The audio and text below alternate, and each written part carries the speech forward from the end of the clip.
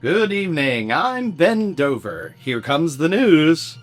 Just weeks after Sony celebrated the impending doom of physical media, developer Insomniac Games announced that their upcoming Marvel's Wolverine will not only be available on a physical disc, but it can be run from the disc without a day one patch.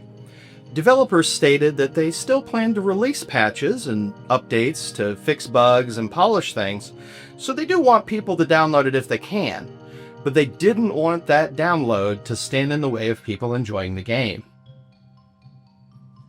Marvel's Wolverine is expected to offer a more linear and considerably more violent experience than Insomniac's Spider-Man titles.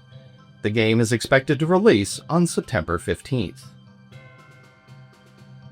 A grieving mother now has a vastly larger video game library after a Chinese court ruled that a video game company must allow her to inherit her deceased son's accounts. I'd better put something in my will to make sure my mom never gets my Steam library. Heck yeah, man.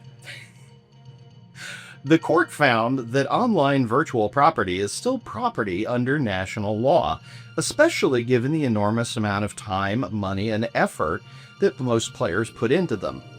That said, the court did make clear that other parts of the End User License Agreement, or EULA, would still apply.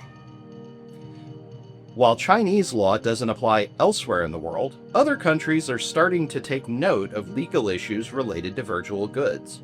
The European Union in particular has had some meaningful discussions about the future of virtual property. We'll keep an eye on what they decide. Finally, according to the United States Federal Aviation Administration, they've been specifically recruiting gamers to help with a shortage of air traffic controllers at the nation's airports.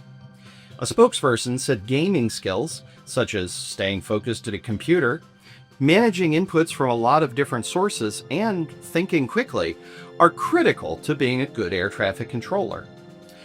The application and training process are very rigorous, but the first batch of around 2,000 candidates is already most of the way through. Another 2,000 slots are being hired as we speak. The new controllers are expected to help ease travel delays at the nation's airports in the coming months. Hopefully we never hear Leroy Jenkins coming from the cockpit. That's all for now. I'm Ben Dover, and this is the news.